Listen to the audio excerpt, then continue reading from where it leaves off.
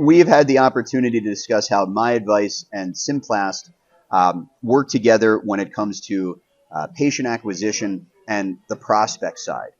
But as the patient is ready to book, whether it's for plastic surgery, whether it's for med spa, I would say for a portion of time, they leave the lead and the marketing persona, and now they are a patient looking for clinical care. That does not stop any of the important data that we're collecting, but I would think that that leads us to an important KPI, an important metric, my lead to patient conversion rate. Right. And just as you had discussed, it's not about quantity, it's about quality. We don't want to leave out the quantity. To me, that means there's pieces of data that we need to capture on both sides. So in our previous segment, we were talking about not just website traffic coming to the site, but when a lead actually converts and it books, right? So are there specific pieces of data that we're looking for? Are we looking for that new customer acquisition cost? Are we tracking how expensive that lead was to convert, right? So even before we focus on the patient, we are tracking how much it costs the practice to get that patient, right? And what would you say, like, what are some of the most valuable metrics that you want to be tracking for your clients when you're considering that? Well, I would say we want to know where the leads are coming from. And for me, that would be both a primary and potentially a secondary lead source. So define that. What does that mean? You were talking about referrals being perhaps the number one said way that many of aesthetic businesses are getting their new patients. Well, if a patient comes in, and whether through automation or through just simply asking the patient, how did you hear about us? And they say, I was referred. Yep. That's a primary source, right? Gotcha. Patient referral. But which patient, right? How do we thank the patient? How do we quantify how much new business has been brought by patient A over patient B? So I would say that two primary keys are where the patient came from, but that secondary source. That's my perspective. Would you agree with that, or are there other metrics that you would say enhance that? Well, I will also say that, and you probably find this as well too, sometimes the most important person at your practice and the most underpaid person at the practice is the person that's answering the phones. I would agree with that 100%. And how how people in a practice can really help to then convert more of those leads. Would you define that as a secondary lead source then, or a conversion source? Or? I think so, and I think that we need to see. I think you bring up a brilliant point. So it's not just a matter of the lead source, but also looking at the conversion rates of the people on our team. Right. Especially if I have two people that are sitting at my front desk, and one of them has a better conversion rate than the other. I know who I'm going to say, you're going to answer the phone, and you're just going to check patients in because one of them has a better conversion rate. I should focus my resources on that better converting source. So if I'm understanding you correctly, a lot of what you also want to understand is the efficiency of how that data is tracked, so that way practices can be better positioned to know where they could put additional resources, let's just say for that, for example. Well, sure. Well, Mike, I'm going to ask you a loaded question. If you're reviewing your client's data, and you can say that your marketing spend was $5,000 in 5 different channels, and one channel that was $1,000 brought you 10 new leads and 5 of them converted, but another one of those channels that cost you the same $1,000 brought you 20 new leads and none of them converted, that's something that we need to measure. We need to understand the why to know whether we're still going to focus on that channel that didn't convert, or is the reason we're not converting it is because the person at the front desk can answer those questions, right? If we have a page on our website that says breast augmentation, breast augmentation, breast augmentation, but the person at the front desk is more suited to talk about fillers and toxins or rhinoplasties, how can we potentially convert those leads unless we better educate the person at the front desk? Right. So let me ask you, let's just say I'm a brand new practice, for example. Okay. What are some of the data points that I really want to be measuring to help to take my practice up to the next level? Well, from a marketing perspective up front, I want to see where my leads are coming from, so I'm not wasting resources, wasting money on channels that are not converting. But I want to make sure that as my patients come in, I want to understand my own internal conversion rates, right? So if I'm a plastic surgeon, how many consults did I have? How many patients did I convert?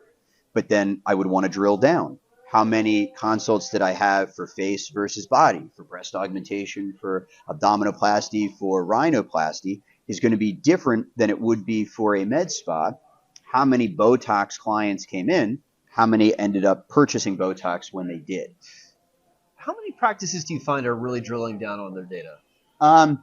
Not enough. I would say that if I talk to 10 out of 10 practices, all 10 would tell me that the data is important.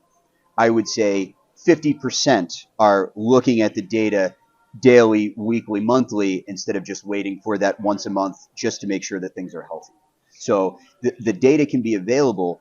The two dimensions that we focus on are how often are you looking at that data and whether you trust the data that you're looking at. What is that? Why would a practice not trust their data? Well, if we're not putting in the right marketing data of where our patients came from, and I'm looking at a return on investment from different lead sources, and I say, I couldn't have possibly gotten that many leads, am I going to trust my referral source ROI?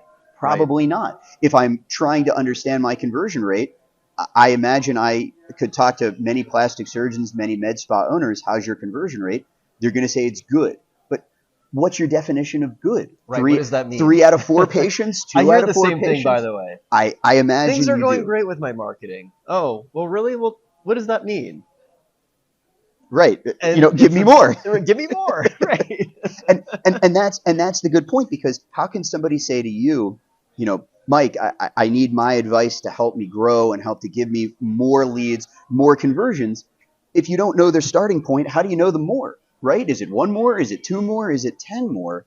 We want to make sure that we are looking at data that we trust. Now, from an EHR perspective, and I imagine it's the same with MyAdvice, it all comes down to implementation. If you don't have the referral sources in your EHR that match your marketing firm, how can you possibly make those data points connect? Correct. They have to be simpatico. I mean, one has to feed into the other. Exactly. I can't tell you how many practices I come across, though, and it's almost crazy how little they know actually about their efficiency, about what their lead sources are. There's a lot. You asked me a question about a new practice, and that's probably goes hand in hand with what you were commenting in our last segment about the infancy stage versus the well-established practice. The infant still has the opportunity to go back and continue to implement their software the right way.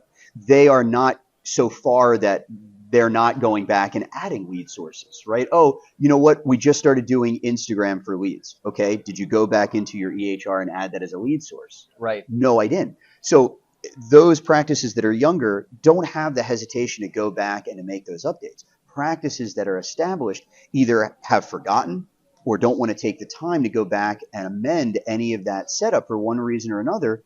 How can they ever hope to look at that data if they're not going to go back and continue to reestablish, to continue to refresh all of that information in the setup process?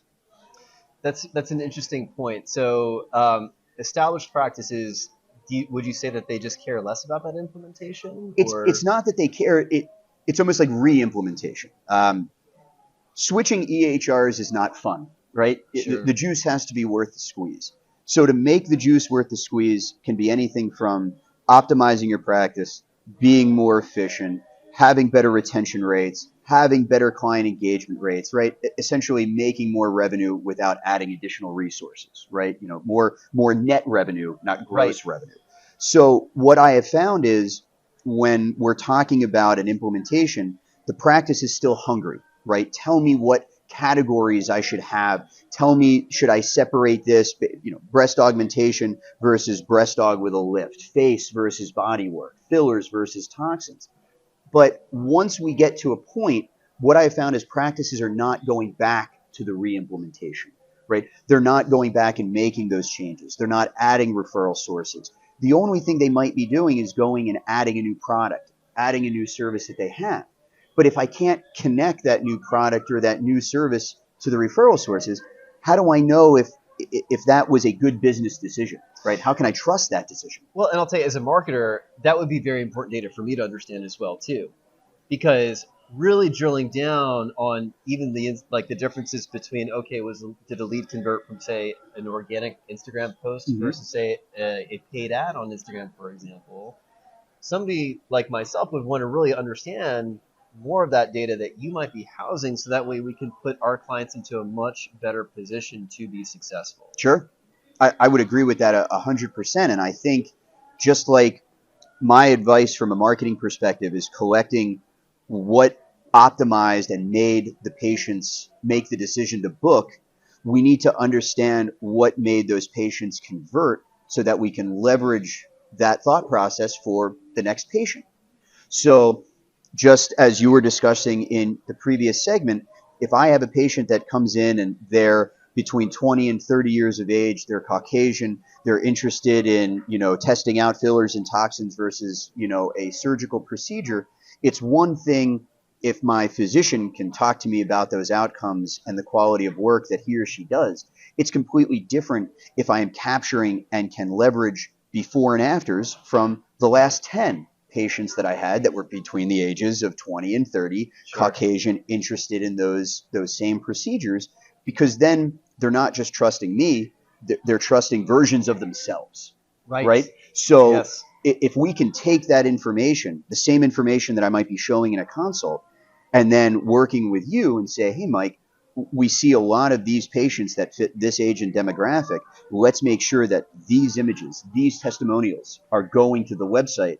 You would say, of course, Randy, but we need to make sure that this content is on the right pages so that it all kind of associates So it all with can fit itself. together. Correct. Exactly right. Yeah. It's so funny. I'll see that sometimes with practices. I was actually just talking to a practice here at the aesthetic show yesterday where they post all their before and afters on their blog. Okay. Which a blog on a website is a way of just adding new additional pages. But the problem is that they're on their website, but it could never be found. Because it's on the blog. Because it's on a blog. Right. It's not as if, hey, I'm going to go to your blog to look up your great before and after photos. Sure. And so that could be an opportunity or just an example of how you're utilizing some data points to say, hey, I want to put it onto the website, but it has to also be done in the right way to track that data back to you, right? Exactly. And I would argue that that should be service or product specific, because if we go and we're talking to a practice and we're talking about a blanket conversion rate, right? If 4 patients come into my practice, I'm converting 3 out of 4 of them, is very, very different than I convert 4 out of 4 for procedure A, but I only convert 2 out of 4 for procedure B. So if I have that data, then once again, I can go back to you, my marketeer, and say, Mike, I'm doing great for breast augmentation, but for whatever reason, I really have a lower than normal conversion rate for abdominoplasties, right? Right. But why, right? What is it that's problematic? How can we beef that up? I would say that to make your job better, you're not trying to boil the ocean. If you know the specific procedures, the specific pages that you can focus to improve versus just spreading around that marketing budget to everything, you can probably have a greater impact. Is that a correct presumption? Absolutely. And I will tell you, 9 times out of 10, practices do not need to be spending as much as what they need to be spending. They just have to be approaching the work in a smarter way. Working smarter, not harder. Throwing money at a problem doesn't necessarily always solve the problem. Tell my wife that. No, but it's actually really true. This is something that I talk to with more of a startup practice versus an established practice. If I have 2 doctors, one's been, in practice for 20 years, revenue is really, really good. The efficiency of the business is humming along, and money is no object. Mm-hmm. And they're going to spend, $5,000 on their marketing budget. But they say to themselves, you know what? I'm just going to step back. I'm not really going to care about this problem.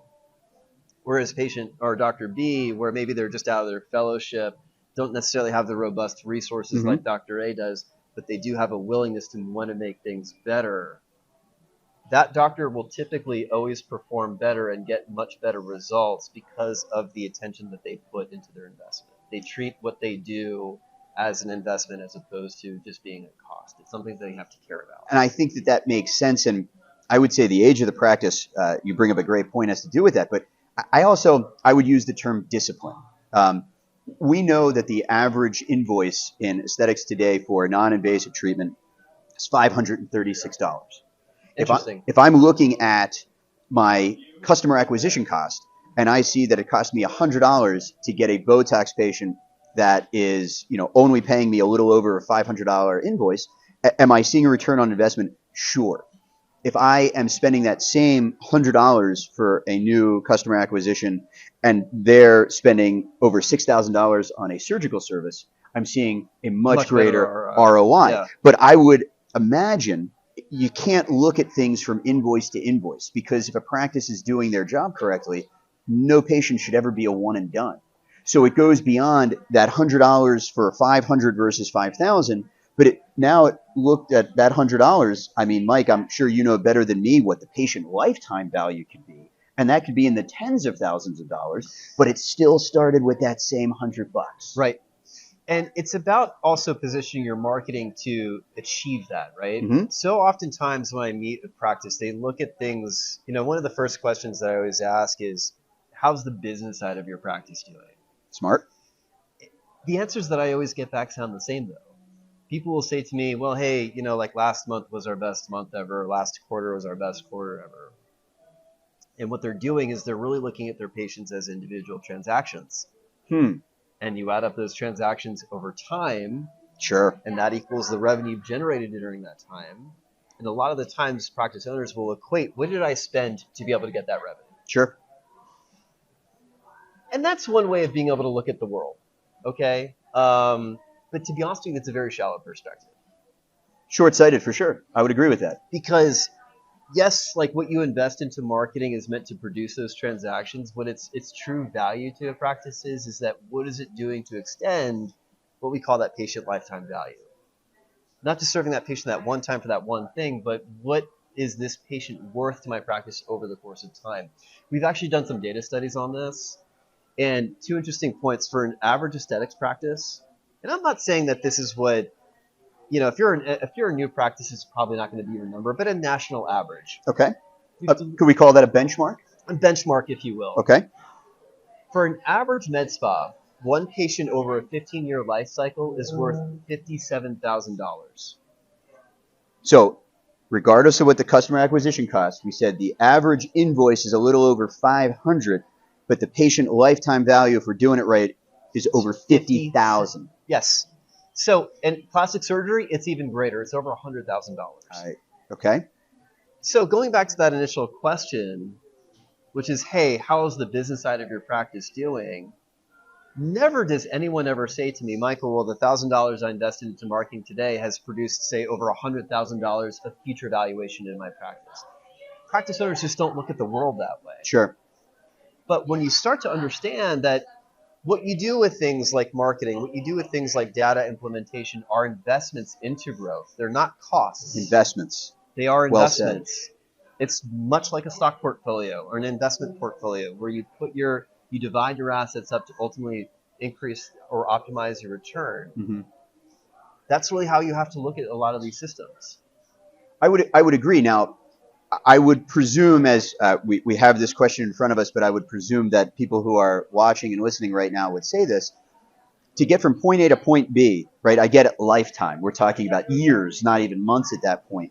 But there's a big delta, a big divide between 500 and 50,000, or even for a plastic surgeon, $5,000 and 100,000. So as part of the EHR, and we're collecting information about that patient, it means that we're not focusing on just the treatment, what they originally came in for. We're focusing on their goal, right? So if we're focusing on their goal is to look younger. Their goal is to feel better, have more longevity, as you had discussed earlier.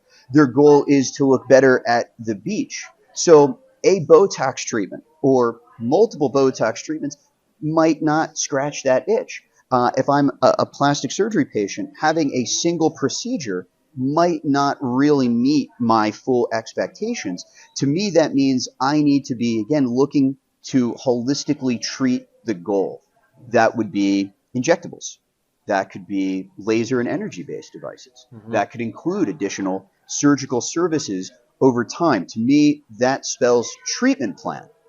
But to have treatment plans that are specific to our patient, that again goes back to data, right? Mm-hmm. What did the patient come in for? What are the alternative or additional services that they're interested in? Now, from an EHR perspective, all of that data is tabulated. All that data is captured from consult through post-op, through the operation and procedure, through follow-up. But I would say that with all that information in an EHR, that to me is gold for a marketeer like yourself who can say, based upon all this data, there's a lot more of demographics out there that are looking for this same exact thing. Sure. Which means we need to now go from capturing data that is collected from a prospect perspective that we can leverage to better convert them and convert more patients like them in the EHR, to then taking this clinical data, the interest data, the patient concern data, and then being able to feed that back to our marketing company after the fact to not only get that patient back in for their next treatment, but to help facilitate the additional treatments of that treatment plan. Absolutely. So would you say that there is a methodology to do that? Are there questions that you ask your practices about their patients, about whether their patients do seem to bundle certain treatments together, or best practices that you've seen, so that instead of on their website saying, here's my Botox page, here's my breast augmentation page, do you ultimately recommend a feel younger page, a look better at the beach page? Do you suggest combining those treatments in a marketing message, I guess is my question. I would say, Randy, that's definitely something that a more mature practice might be considering to do. Sure. Right, because they've now have they've done a lot of A/B testing. They've known what works in their practices. They've had years of kind of research and understanding how something like that could be better refined to create kind of like a bundled plan, if you will. Right. If that makes sense, if I'm hearing you correctly. And I would think that they would. Now, when it comes to bundling things together, again, it's all about presentation, right? Sure. So if you at MyAdvice is setting that bar very, very high, even before they walk in the door, it means that the EHR needs to also set the bar high, right? I would say I can't imagine a client of yours investing in bringing that patient in only to then hand them a clipboard when they get there and they feel Right. like they're in a dentist's office as opposed to an aesthetic practice. So I guess my question from that is, when we're collecting the data to then leverage, would you say that there is a methodology to collecting that data, right? So when you went in for your peptide conversation with your doctor, Sure. right? Were you able to fill out your forms digitally? Were you able to fill out your forms ahead of time? Were you able to have an efficient appointment because you weren't just sitting there cross-legged in the waiting room kind of getting down to business? Maybe you were. No, absolutely not. I mean, everything was done online. It was a completely seamless process. I mean, it started with kind of my initial research. Okay. Hey, this is something I'm kind of interested in. Randy, I had even no idea like what different types of peptides were. I didn't know there was more than one type. But there are. I don't even say hundreds, but there's a lot of them. Okay.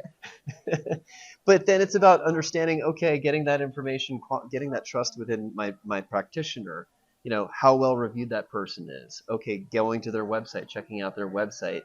Hey, there's that request an appointment button. I actually had a phone conversation at first, but then, hey, once I was basically, hey, I'm ready to get going. Okay, well, here's the link to my EHR. Fill out all of your paperwork here. Submit your data. You want it to be as frictionless as possible, right? Mm-hmm. Goes from what we do to obviously the implementations and the data sets that you also collect as well too. Sure. And then I would say with that data, especially the good data on a digital form, what that then allows the practice to do is, number one, they're not wasting operational time importing, exporting, scanning in, or even worse, Right. copying in paper files that they Having can to make hire a that mistake person on. to do that then. Absolutely. But then I can take that information and I can quantify it. If I see 100 patients and I'm going through their concerns or their intake paperwork, and I notice a trend of 80% of my patients have the same underlying concern, then I would say I should speak to that concern, maybe not on my blog post from your previous comment, Yeah, but please don't. on my website. I should be upfront. Many of my patients have this concern. Do you share it? Because then I'm talking directly to that next patient, but I'm using all of the information I collected from my previous patients to know that I am cutting to the core. I know that I'm speaking to them, and that patient feels that I'm speaking directly to them. I would say something like that absolutely should have an impact on my conversion rate. I would tend to agree with that point. Excellent, excellent. Michael, I can't thank you enough for having this conversation here at TAS. I think we've had a really good conversation about the information that is collected from a marketing procedural side of attracting new patients, attracting those prospective patients, leveraging that data so that an EHR can then convert those patients Sure. into, long-term patients that have a greater lifetime value. But to do that, all of that EHR data needs to be then recycled and provided back to marketing for retention. Sure. So let me ask, Mike, just like I understand some of the upfront data that can help an EHR convert, what are the assets? What are the details that you would like to see the EHR providing back to you to help retention and to help those referrals stay strong? I mean, I would want to know what's converting versus what's not converting. What were we tracking, and where did we get the best opportunities to bring in more patients versus others that were not? Because we can then use that data to then refine more of our own marketing strategies. Just like what we were saying in part one, marketing, it's a fluid process. It's not a static event. Things that might have worked, 6 months ago, today might be somewhat irrelevant. So, and in addition to that as well, too, how we can leverage some of the data that is being captured from the EHR, before and after photos, for example, and putting that onto specific pages of the website. If there are any type of client testimonial videos that we can then recommend that a practice might create to supplement some of those assets. So it's about how it's very much a cyclical process, right? Sounds like it, very much. So that way, the more specific and more refined that marketing strategy is, that's helping to then feed into understanding how better opportunities are being converted from your data set side. Right. And I would say that for those listening and those considering a new EHR, a new marketing company, for those new practices that are considering their first EHR, their first marketing company, the symbiosis between the two is very, very, very thick, and it's very, very important. So I would say for a new practice, it's very important to be asking questions, understanding what the marketing firm is doing for you to benefit and get more of those qualified patients in, just like talking to an EHR to make sure that converting those patients is just as important as getting them through your door, but then ultimately leveraging that data to keep that ball rolling, right? It's not a one and done. And it can't be just a set it and forget it. Right. We need to constantly be evolving, constantly updating our processes, our workflows with changes in demand and changes, I would say, and also market expectation. And Randy, I would also say too, it doesn't matter where your practice is at. If you are just getting started or if you're much more mature, it is vital that you are making these investments into yourself. Working with a budget that you can afford and to do, but the worst decision I've ever seen a practice make is to just do nothing. They're either not investing into understanding their data sets, they're either doing nothing to invest into marketing, and that is not a mindset that any practitioner really should have. That makes sense. No indecision, folks. No indecision. Let's make sure that we try things. It's okay if we fail, but as long as we're tracking it, we're quantifying it, we're managing it, we know when to pull our resources out of that failed attempt and to reinvest in something that might work a little bit better next time. Right. So, excellent. Ray, this is a great conversation. Thank you so much. Thank you. Always a pleasure. Thank you for joining us today. Again, Michael Antosi with MyAdvice. I'm Randy Torben with Simplast EHR. We'll see you next time. Take care.